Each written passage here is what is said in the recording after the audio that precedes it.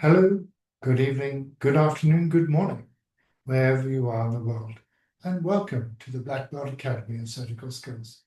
My name is David O'Regan. I'm a retired cardiac surgeon and a professor in the Medical Education Research and Development Unit in the Faculty of Medicine at the University of Malaya. We're coming to you live from Kuala Lumpur, thanks to iEcho and Dr. Apajita, who is based in New Delhi. We are now reaching across the globe and welcome anybody and everybody interested in developing their surgical skills to participate. I'm hoping Shivani, who's one of our students I've seen during the week, has joined this evening. She promised she would, so maybe she could put a hand. So we're deviating slightly from our program to visit the principles of learning motor skills and introducing you to some concepts, but at the same time, having fun. Motor skills, as you are aware, is the coordination between the brains and the muscles. And that happens in all sports. The thing is, in surgery, we seem to ignore the fact that musicians, pianists, and sports people have all learned the same way, and we seem to be catching up in many respects. When learning a motor skill, you need to understand what to do, first of all. That's the cognitive process. Then you need to learn how to do it. And once you learn how to do it, then you have to practice and practice with feedback to refine your skills. Because as we've been saying in the Black Belt Academy, we don't practice until we get it right. We practice until we can't get it wrong. So this was neatly described by Fitz and Posner, that initially you have to understand what to do. And this is the cognitive stage. And this associative stage is that you learn practices and errors decrease with movements becoming smoother and more refined. In the end, this becomes sort of unconscious and autonomous, and less effort is required. So the thing is, with surgery, with my research and reviewing of teaching of surgical skills, one of the fundamental elements that I think is missing is that we have not broken down the skills into its elemental parts. And we don't understand or have not identified or highlighted the important elements. So the first thing to do is to observe the whole skill from beginning to end, and then identify the individual components and break it down. And then determine the correct order and timing. And this is part and parcel of why in surgery it is necessary for you to watch an operation and pay attention to the key components and understand the sequence of steps. And the best thing you can ask as a trainee in theatre is, can you explain why you did that? Or can you highlight the critical elements of this procedure? And once you've broken down it into the elemental parts, then you can start practicing and integrating it into the whole. You wouldn't play a Beethoven concerto from beginning to end. You play each bar, and then you put the bars together, and then you put it together into a bigger sequence. And this task analysis is an important one for your learning and your practice, but it also enables a contract between the trainer and trainee and which bits you're going to learn and practice or do during the operation. So this structured model was further broken down into 4 steps by Peyton, and it's a structured model used particularly in medical and vocational training. First of all, the teacher performs the task without commentary, and you observe it. Then the teacher does the task and explains the steps. And what I found is interesting is that not many trainers are very good in explaining the step by step by step. And that does take some thought process. Then what the trainee should talk through the steps as the trainer does it.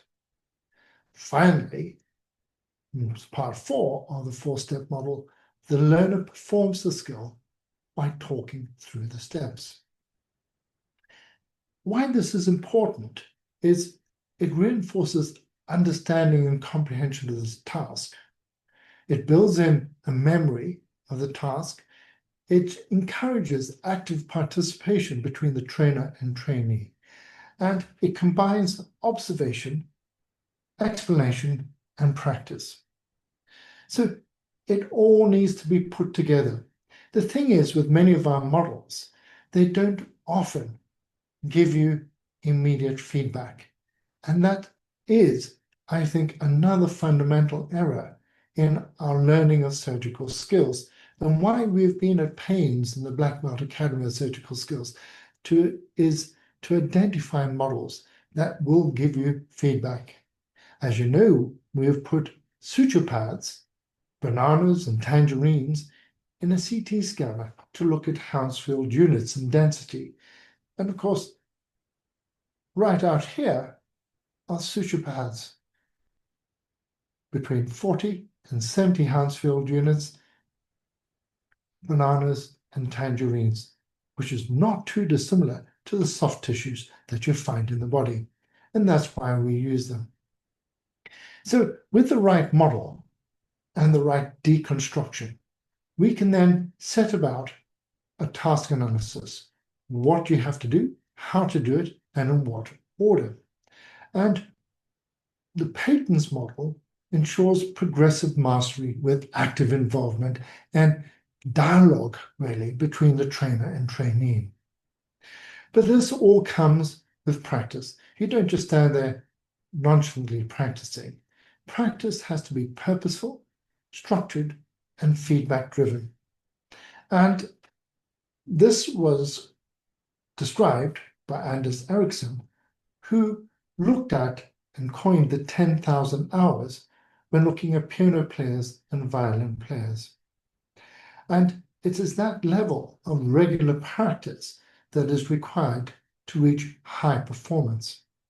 But it's not just practice, it's deliberate, it is focused, and you're learning with each iteration. So the difference is that deliberate practice is goal-orientated. And what we've done in the Black Belt Academy is broken down each task into goals and belts, from red belt through to black belt, with specific learning objectives. Each task is giving you a model with feedback and enables you to target specific areas that needs improvement.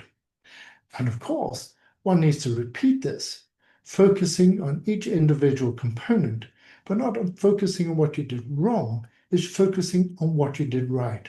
And what's interesting, teaching students at every level, when they've practiced the skill, like stitching the banana, you say, what do you think of this?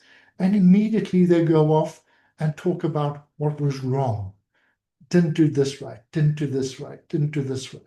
They didn't focus on the good elements. And I think, again, that's a sad reflection of our education, that people are so focused on what they didn't do right. So the reflection element of teaching comes down to analyzing what went well and improving and gradually learning from what went wrong. Of course, on top of all this, there needs to be a progressive challenge. You can't jump in at the deep end and expect to be able to do something. You've got to understand it and progress iteratively. And that, in the syllabus of the Black Belt Academy, is again what we try to do. Because this reinforces motor pathways. It actually strengthens muscle memory. It improves precision and consistency. And it prevents plateaus by challenging yourself each time. You're not focusing on a weakness. you're focusing on improving the skill beyond the automatic level. And everybody dismisses basic skills as basic. Basics are not basic because they're simple.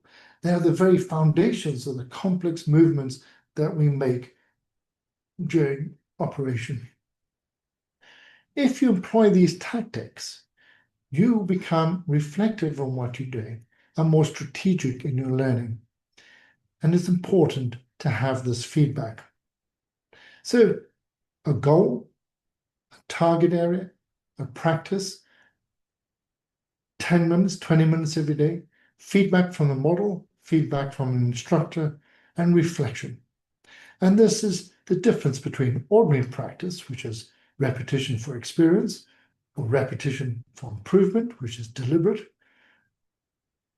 mindless or automatic, versus fully conscious or goal-driven, practicing without feedback versus feedback that's essential, and that is, I believe, comes from the models that we use, but also ordinary practice, you'll plateau your skills. You will not be pushing it to that high level. What is required is continuous refinement.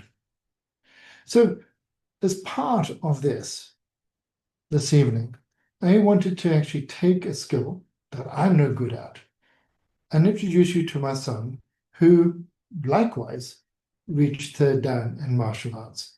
But do come in, Alistair. And you started juggling. Why?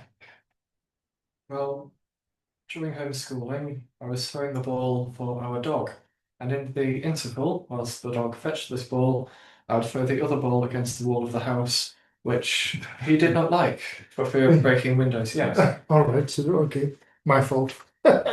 Okay. So I started throwing balls in juggling pattern, and as a demonstration of what I'm trying to teach here is this. Right. Okay. So how do you begin? How do you learn to juggle? Before I can juggle 3 balls, you must juggle 1 ball. But before you even start that. Yes. The ball. Okay. Without any balls. Right, okay. We'll call them thuds. Thuds. Without thuds. Right. One must think about your posture.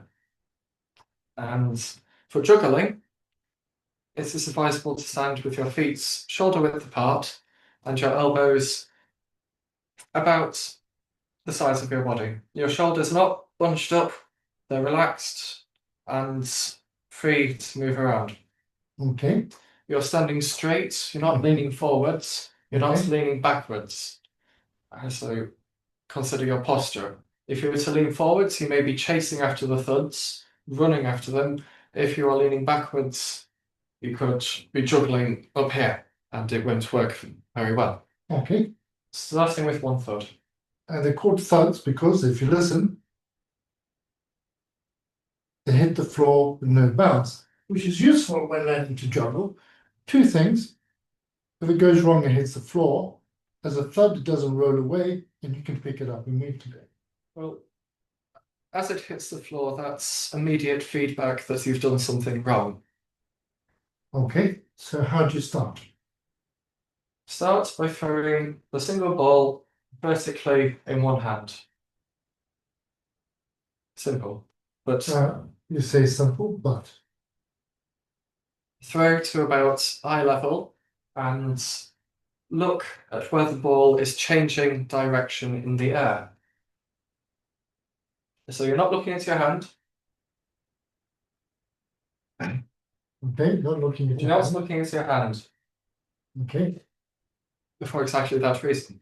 You're looking at where the ball is changing direction, about your own eye level. okay, Once you can do that fluidly, do it in the other hand, your left hand. okay. And it's Now, important. I'm falling forwards and backwards. What's going on here? Because you're looking up and down as you throw. You need to keep your eyes up here. Okay. It's important you can do the same skill in both hands. So you're able to switch hands for building upon these basics. Once you can juggle one ball, throw and catch vertically, you could throw between hands. But soon enough, you can start throwing two balls. When you say throwing two balls, things that you've got two balls in one hand.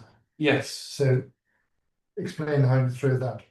Well, before you throw anything, you must be comfortable with the position of the thuds in your hand. Typically, it will be a thud in your fingers and one in the palm of your hand, like this. Okay. Yeah. Another position would be Side by side. yes. Okay. All right. We'll focus on this position first. To throw, the ball in your fingers will throw higher than the ball in your palm, like so. This is because your fingers provide an extra flick. I suppose it's flexing your lumbricals, as you like to say. All right. Okay. Yeah.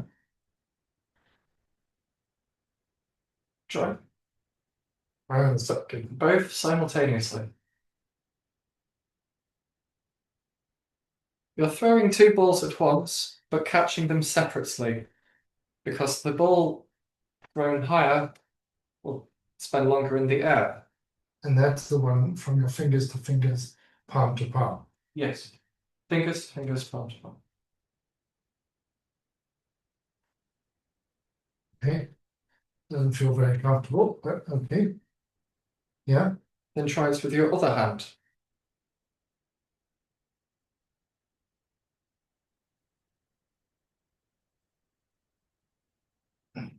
Okay.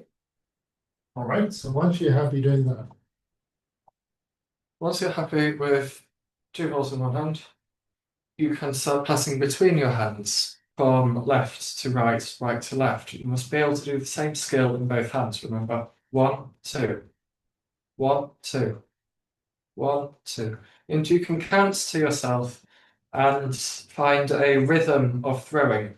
And we'll build upon this rhythm. If you break that rhythm, you know you're not controlling the throws accurately. You could pat your thigh if you're throwing one hand. 1, 2, 3, 4, 5, 6. And if you deviate from that, you're not keeping the same time interval between your throws, which means you're varying.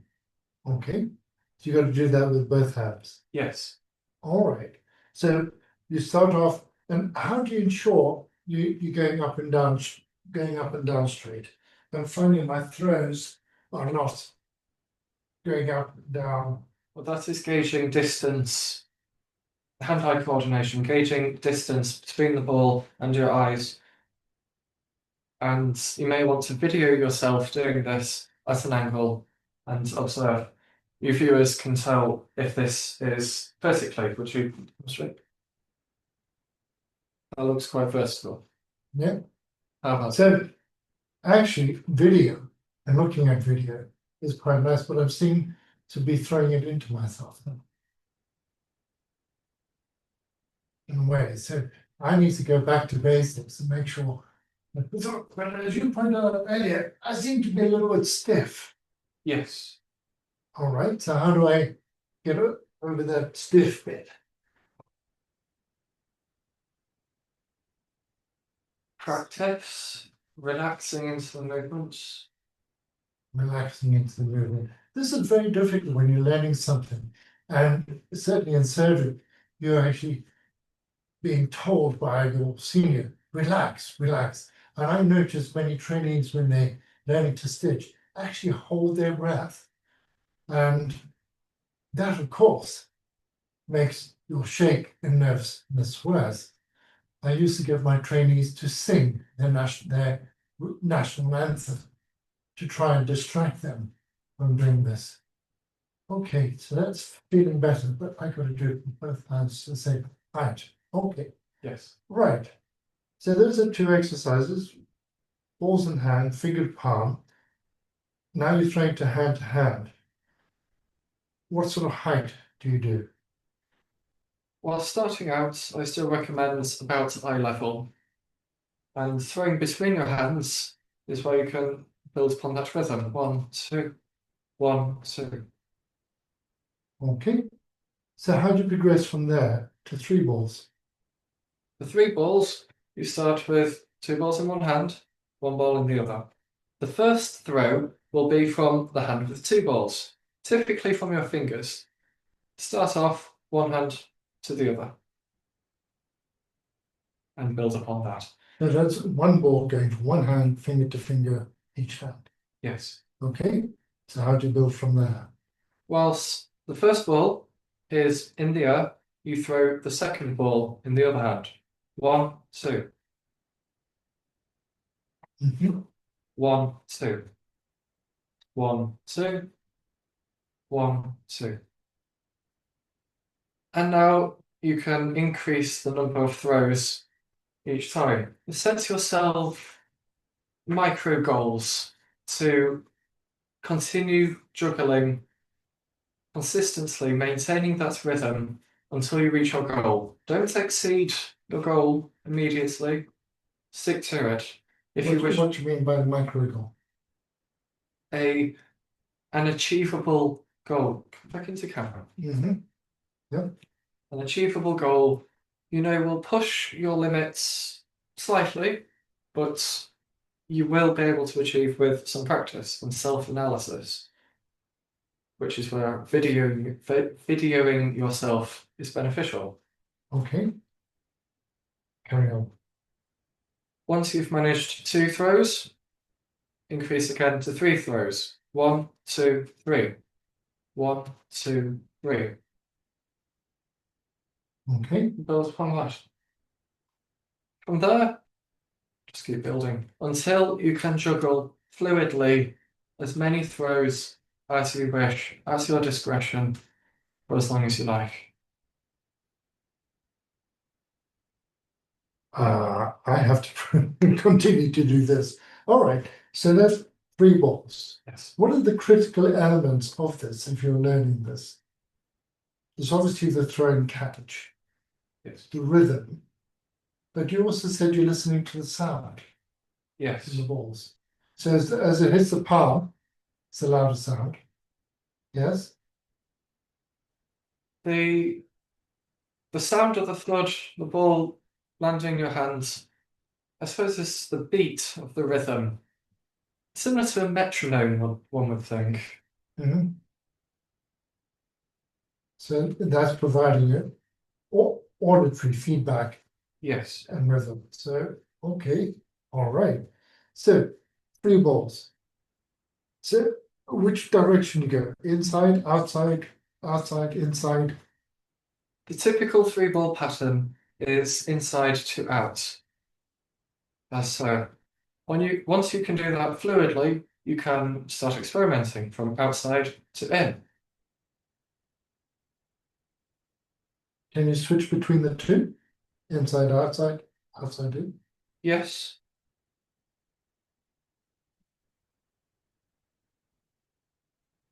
All right, okay. And how do you go to 4 balls then? Well, for 4 balls, you need to practice 2. So you can put 1 ball down again and continue doing this.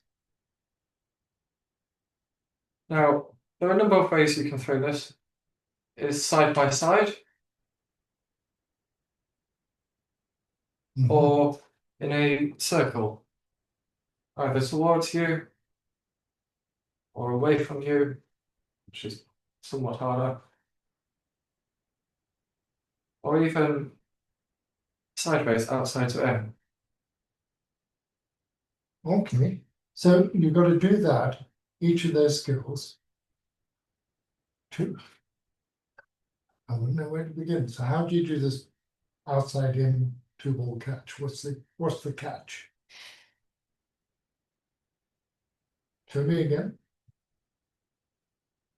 So you're moving your hand. Oh, golly, you make it look so simple. Well, Practice makes permanent. I like that. Practice makes permanent. I'm quoting my headmaster. It's not my own thought. Oh, I like that then. Heads off to him. Okay. So I would hesitate. Do that again. I want it in the second one. So the ball's leaving the same place, but your hand's catching it different. Yes. Oh, I get that. It's amazing, isn't it? That you'd think 22 years of surgery and stitching, that one would have a degree of coordination with simple catching of balls. It's amazing. So everybody's an expert. All right. So how do you do four balls then? 4 balls. The balls are not crossing your centre line. As yes. Don't cross your centre line in surgery, I've heard. Okay. All right. Okay. Yeah. You're throwing 2 balls in one hand, in both hands simultaneously. And you can swap hands. So 1, 2, 3. Stop with this hand. 1, 2, 3. And be comfortable alternating for the time being. Okay. Once you can do that fluidly, confidently, you can start doing both simultaneously. But the balls are not crossing over, they're just going up and down on each side. Yes. Okay. You've changed the rhythm there. Yes. So going up and down at the same time.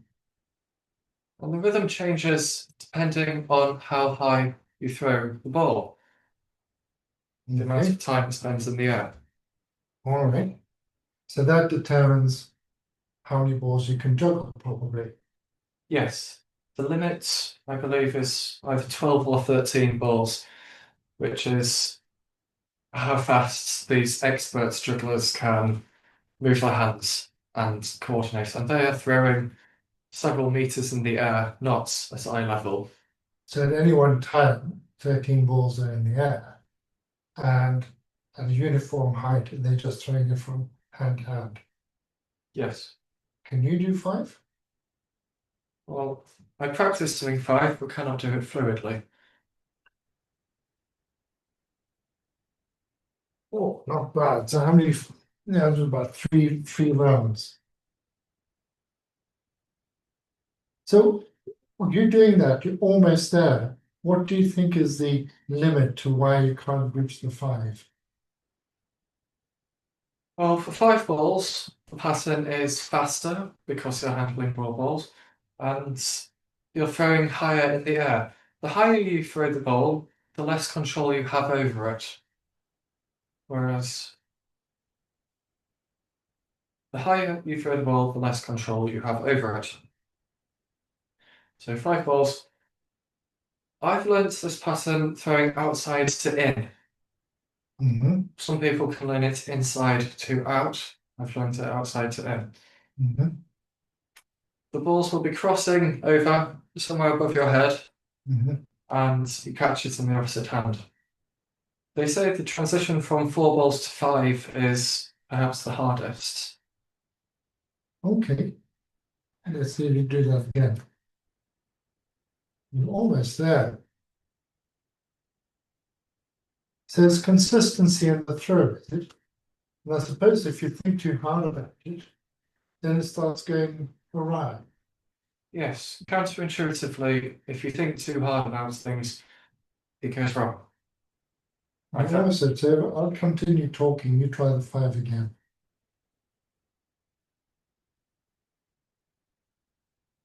Oh, that's pretty good.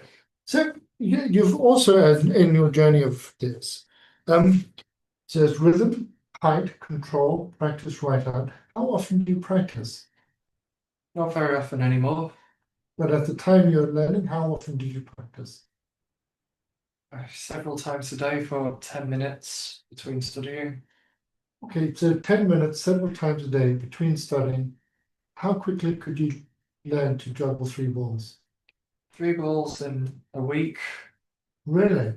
What about four balls? How long did it take you to manage four balls?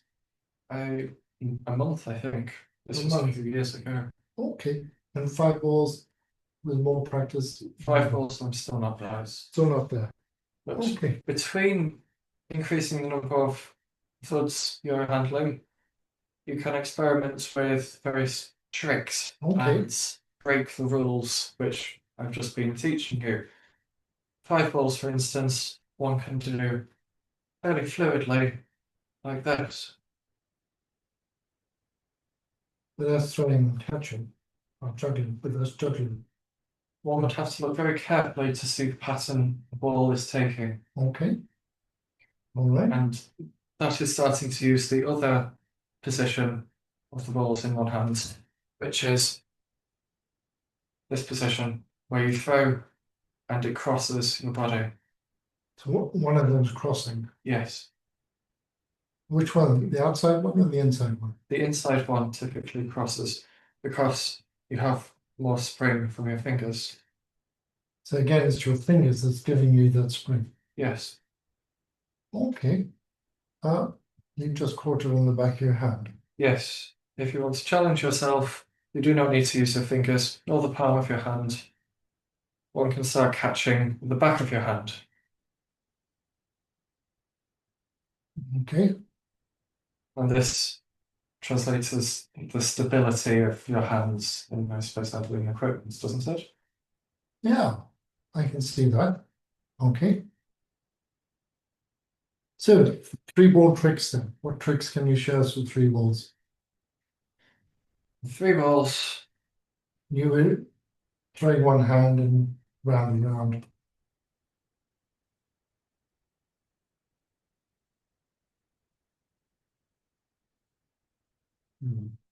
Okay. And this one is the same as just throwing 2 balls, one hand's like this, but you need to be aware of the timing through which your hands can move. So this is all about timing. You can build on that further. There's a trick, cross-hand juggling. So this is breaking the rule, never cross your centre line. Okay.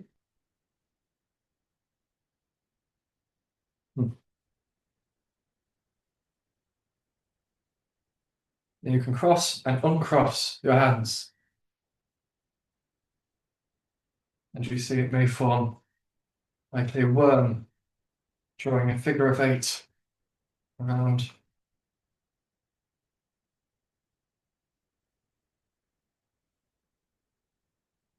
What are your thoughts? How would this translate to surgery?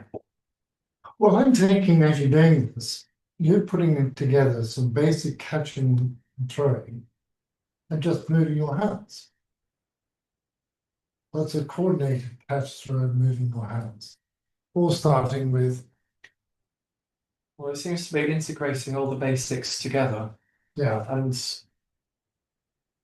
I think of basics sometimes as not as the bottom of something from which you build on top, but as something overall, the general, the important parts.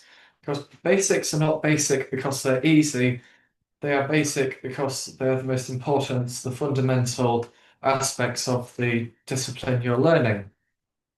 And to advance those basics, you start pulling them apart and analysing them more closely to find detail in the overall basics. so you're not building on basics. Basically, Yep. you're mining, you're deep diving on the basic to work out the fundamental elements of it to improve it. And the more you can focus on the fundamental elements, the more then you can put it in and combine it to a complex skill. Now, for throwing balls and starting off, I also understood that if you stand up against a wall at a fixed distance, that'll control the ball going up and down with perfect height. You can, when learning to juggle 3 balls, to prevent you from chasing the balls or running backwards, stand against a wall, which prevents the balls from falling away from you if you're throwing outwards. Okay. So there are little tricks you can build into practice that enable this. So, as you do that, I'm just having to think hard about simply throwing and catching a ball. But you reckon in 3 weeks of practice, with one hand to left hand, that I should be able to. You can just you can throw balls up and down both hands. And I'm having to consciously think about it and look stiff and steady.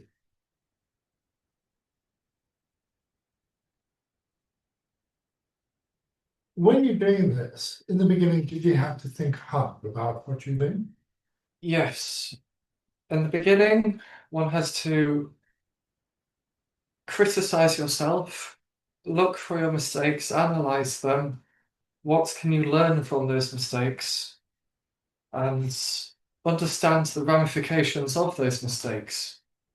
Okay, I still feel I'm very slow and tardy here. It doesn't feel natural compared to what you're doing. And you've applied this to your martial arts as well. In the same way that we learn basic techniques, they're put together as katas, and from there, it's the basics of responding to fighting. It's understanding what each and every move is all about. And we've found the same learning Yado in Joe, haven't we? And what's interesting is that, as we said before, the sensei can see from the end of the room. So if you're looking at me throwing my ball with my left hand, what would be your observations? That your hands is stopping where you throw the ball. And So what shall I do to improve that? well, demonstrate that you're relaxing, that you're physically relaxed, and perhaps confident enough to move your hand elsewhere, not reset underneath. Okay. If you're looking at the ball and the height of the ball and not your hand, then that becomes difficult. And certainly with my right hand, it becomes a little bit easier with my left hand, not. So if you want to learn to jump, what would be your key recommendations then?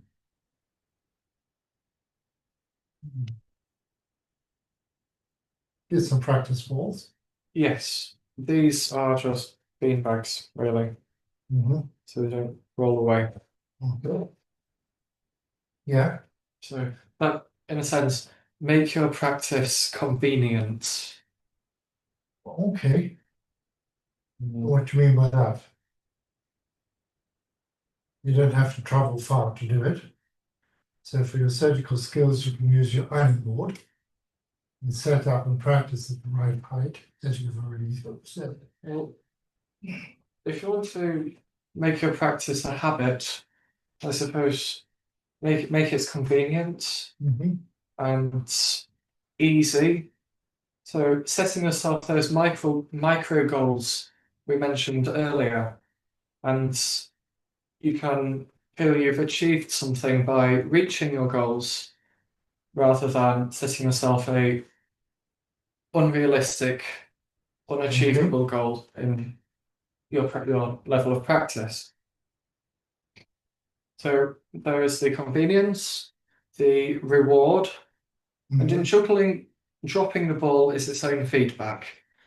Breaking the rhythm of listening to the metronome-esque throw and catch sounds to find the beat of your throwing and catching. Oh, this is going to take more than 10 minutes a day. It is really interesting. No, I haven't juggled before. I haven't even attempted to, but I feel very awkward throwing these balls and juggling compared to you. And I'm reflecting that many a surgical trainee would actually start off stitching or tying knots or using scissors, looking at the trainer, and likewise feeling inadequate and, oh, I can't do it. As I'm standing here thinking, hang on a second, I thought I had some coordination, but clearly not. You are an expert because you practice this. What's interesting that you've made some basic observations about how to throw and catch balls that I hadn't done before. So the important part of learning is actually having somebody deconstruct it for you to point out those elements. And we are in a safe environment here. We can have a giggle about this. And in learning, you have to fail to learn. You've got to recognize that things are not going to work perfectly as you're in a learning environment. But we shouldn't be doing that in theatre. We should be doing that in a low fidelity situation and Growth mindset. explain. Explain. Yes, growth mindset. Growth mindset. I agree with you. Can I recommend a book? Yeah, just Carol Dweck's book, Growth Yes. Mindset.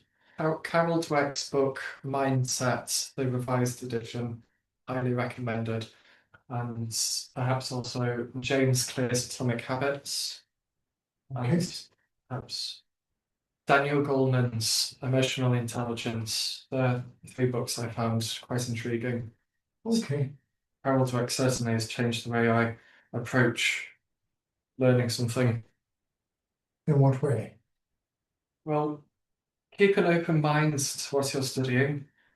And we do that in martial arts, don't we? What's it called? Mind like water. Well, there's a Japanese term for it. Zanshin. No, not Sanshin. Fushin. No, we've forgotten. We've forgotten. We're black belts, but we've forgotten. Okay. It's Zanshin. No, it's not Sanshin. Focus.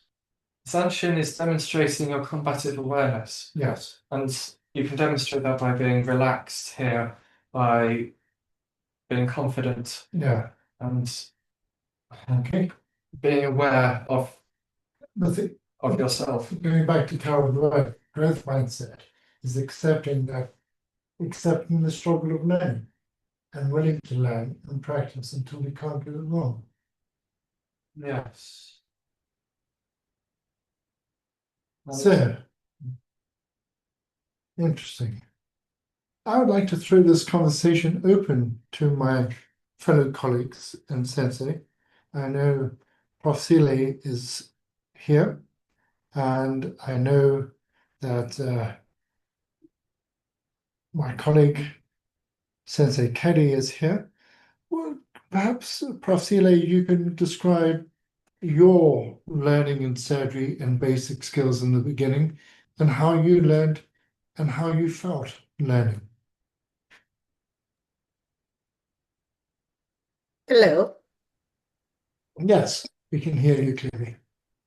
Hello, Prof. Good evening. Thank you. Yeah. Yes, in the very beginning, when we learn surgical skills, I could recall it is very beginning from my surgical posting as a medical student. Yes, very first exposure in a surgical ward as a medical student when I was the 3rd year. And the professor is the great consultant surgeon. Then when during the ward round, that he said that you see, but when we requested, can we come to the theater to see the surgical procedure? So he said yes, but you must come in a morning, early morning, 7:30 to the theater. But before we going into the theater, one day before, we must see the patient. So it's like learning the surgical skill is not just a skill. You have to start it to with the passion, how to take care of the patient from beginning rather than just cutting. So I started my surgical skill by the drainage, the incision and drainage of the breast abscess. I can remember that was my very first surgical skill. And she had a breast abscess, the lady who was breastfeeding, and then later on duct blocks and then get breast abscess. So that patient was booked for the next day early morning for IND, incision and drainage. So we have to start learning about that, how the fluctuation, of the abscess, and then whether this is a right time to do IND. Sometimes like the only a mastitis and not yet, it's like really abscess forming it. Sure. If you will not get anything. So it's like first see the patient, talk to the patient, and then do physical examination, and then see the investigation, and then what the antibiotic status on all that. And then on the next day, then we went to the theater. So it's like first thing that we started with that you taught us like how the proper surgical, the scrubbing and, cleaning. So it's like my first, sorry, it is raining outside. You can see here the thunder. So what happened that when we start learning about this, the surgical scrubbing and wear gown and all that. So then the nurses and they mentioned now, don't touch this, don't touch this instrument and so on. So it's like a surgical, what you call it, the theater principles, so that is another things that, before actual surgical skills, that how you describe your son just now, before actually started the skill procedure, then you have to learn the basic principle first. Exactly. Indeed. And then after that only, the first case he demonstrate. So it's like how to hold the knife and how deep go in until the pus reach the pus. In fact, for the pus, if any loculation, you have to break up. So we feel that, yes. Yeah. So it's like this is another step. So the procedure, actual procedure, how it done. So, and then you break. So he showed us how to break.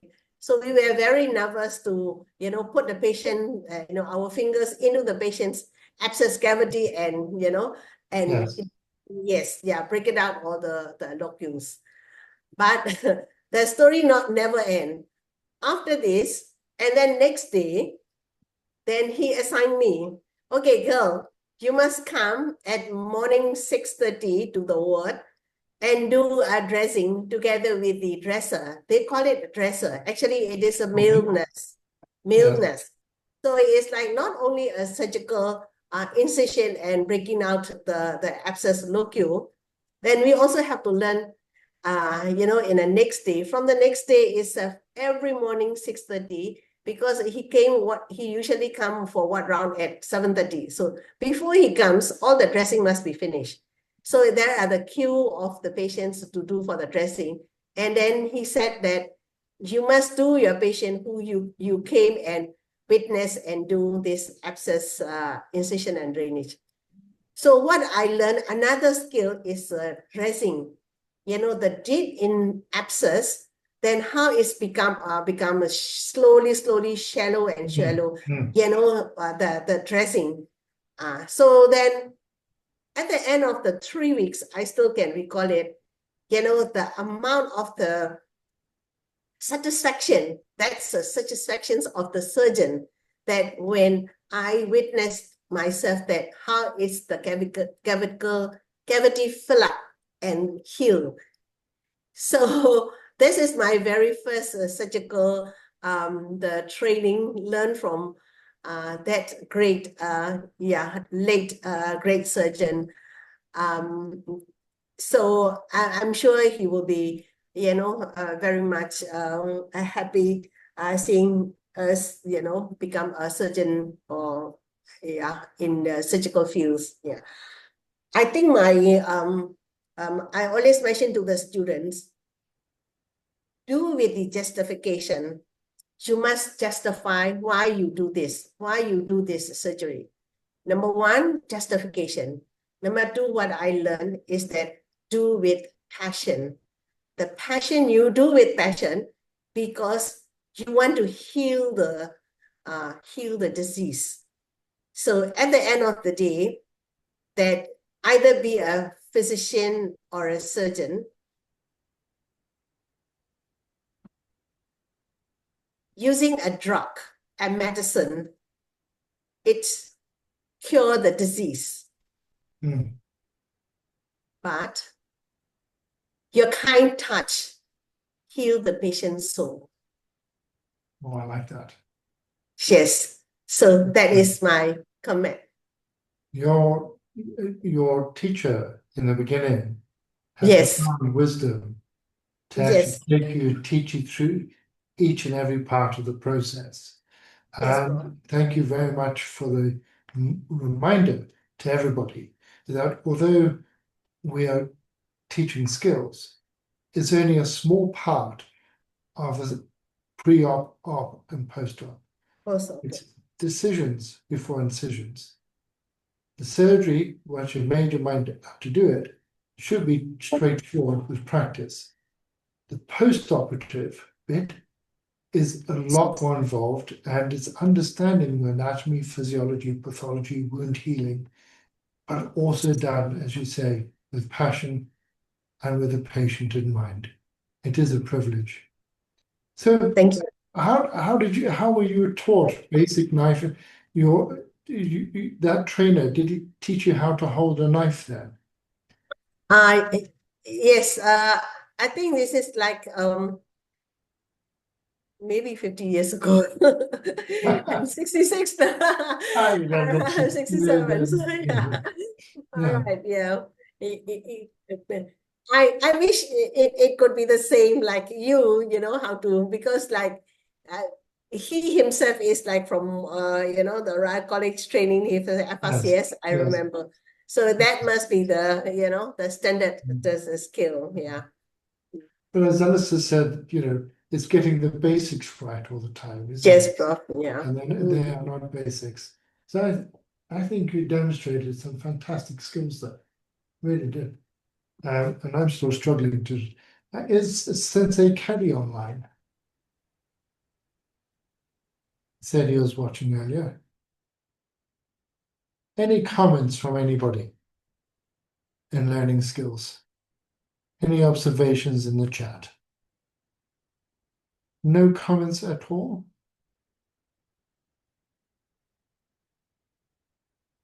Not from anybody? Oh. No applause for the fantastic skills you've seen this evening? Well, I would like to thank everybody indeed for joining us. Oh, there we go. It was coming. We've had to ask for it, Alistair, but it is there. And I see one of my new students, Shivani, has joined this evening. Welcome. Good to see you. And good to see others online as well. I have a loyal member of audience, Dr. John Rudd, who regularly joins. I think he asked for Alistair to do the juggling skills. I think we did it about a year ago, John. And this one session is dedicated to you. So I'd like to thank everybody indeed for joining. Next week, we're going to continue with the surgical skills, and we're going to focus on knot tying. And would like you to think, what knot do you tie every day? And if it comes undone, could have catastrophic problems. And I'd like to thank Dr. Apajita from New Delhi and Echo for hosting the Black Belt Academy. I've left some reading material in the chat so you can look up learning motor skills. Peyton and Posner are well-recognized models for learning motor skills, but I hope that we've demonstrated this evening, if we deconstruct, if we practice and we taught the right way, you too can become an expert. And even if You're an expert surgeon. You might not be able to juggle, but hey, I'm going to try and learn and maybe come back next time and demonstrate my skills and learning to you. Thank you very much indeed. Thank you very much, Alistair, as I do in martial arts, and we will see you next week. Thank you very much, Dr. Abhijita, and thank you. Thank you, Prof. Thank you.